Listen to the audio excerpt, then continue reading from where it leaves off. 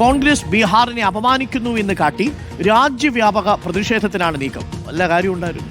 പരാമർശത്തിൽ ഇന്ത്യ സഖ്യകക്ഷികൾക്കും അതൃപ്തി. ദേശീയതലത്തിൽ പരസ്യ പ്രതികരണം വിലക്കിയിരിക്കുകയാണ്. പക്ഷേ കോൺഗ്രസ് ഹൈക്കമാൻഡ് കടുത്ത അതൃപ്തി അറിയിച്ചതോടെ VT ബൽറാമിന് സോഷ്യൽ മീഡിയ വിഭാഗത്തിന്റെ ചുമതല ഒഴിയേണ്ടി വന്നു.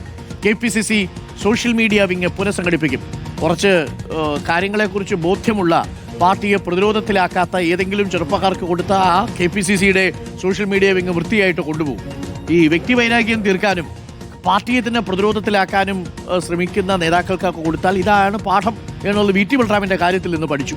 ആദിൽ പാലോടും റഹീസ് റഷീദും നമുക്കൊപ്പം ചേരുന്നുണ്ട്. ആദ്യം ആദിൽ പാലോടിലേക്ക്. ആദിൽ പാലോട്, VT ബൽറാം പാർട്ടിക്ക് കൊടുത്ത പണി ചെറുതല്ല. ദേശീയ തലത്തിലുള്ള വ്യാപക പ്രതിഷേധത്തിനാണ് BJPയുടെ നീക്കമെന്നാണ് അറിയുന്നത്.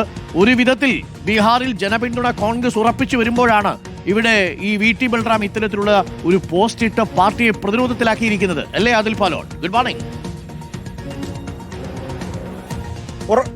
Very good morning Arunkumar. അങ്ങനെ തന്നെയാണ്, കൃത്യമാണ്, ആ പരാമർശം കൃത്യമാണ്. കാരണം ബീഹാറിൽ നമ്മൾ ചെല്ലുമ്പോൾ തന്നെ കാണുന്നുണ്ടായിരുന്നു, നേരിട്ട് നമ്മൾ കണ്ടതാണ്, വലിയ ആവേശം. ബീഹാറിന്റെ രാഷ്ട്രീയം ഉഴുതുമറിച്ചായിരുന്നു രാഹുൽ ഗാന്ധിയുടെ യാത്ര. അത് ഒരു പ്രചരണത്തിൽ ഒരു മുൻകൈ ഇന്ത്യ സഖ്യത്തിന് നേടാൻ കഴിയുകയും ചെയ്തു. പക്ഷേ ആ ആവേശവും തരംഗവും എല്ലാം അട്ടിമറിക്കുന്നതാണ്, അല്ലെങ്കിൽ തകർത്ത് കളയുന്നതാണ്, അതിന്റെ ശോഭ കെടുത്തുന്നതാണ് KPCCയുടെ ഭാഗത്ത് നിന്ന് ഈ VT ബൽറാമിന്റെ പോസ്റ്റ് എന്ന കാര്യത്തിൽ ഒരു സംശയവുമില്ല. ഒരല്പം അതിബുദ്ധി വന്നുപോയി എന്നുള്ള വിലയിരുത്തലാണ് AICCക്കുള്ളത്. കടുത്ത അമർശമുണ്ട് KPCCയുടെ കാര്യത്തിലും VT ബൽറാമിന്റെ കാര്യത്തിലും AICCക്ക് എന്നുള്ളതാണ് നമ്മൾ ഇന്നലെ തന്നെ റിപ്പോർട്ട് ചെയ്തുകൊണ്ടിരിക്കുന്ന കാര്യം.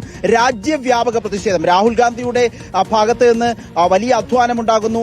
ഇപ്പോൾ സ്വാഭാവികമായി നമ്മളൊരു ചൊല്ല് പറയുന്നത് പോലെ വെള്ളം കോരി അവസാനം കലമുടയ്ക്കുന്ന സമീപനത്തിലേക്ക് പോയി എന്നുള്ളതാണ് ഈ വിഷയത്തിൽ AICC നേതൃത്വം കരുതുന്നത്.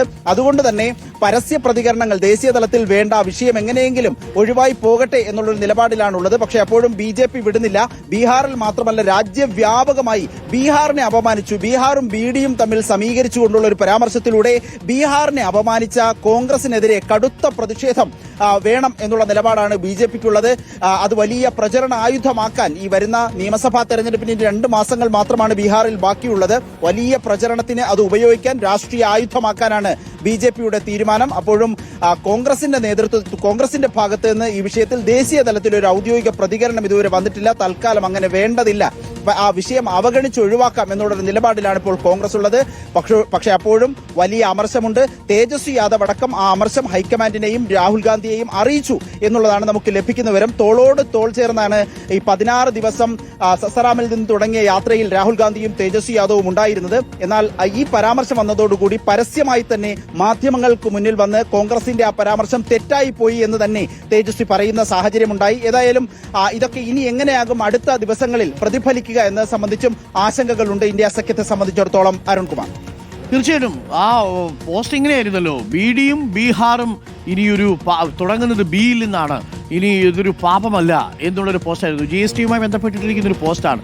ഇങ്ങനെയൊക്കെ സാധാരണ ബോധ്യമുള്ള ഒരു രാഷ്ട്രീയ ബോധ്യമുള്ള ഒരു നേതാവ് ഇങ്ങനെയൊക്കെ ഇടൂ.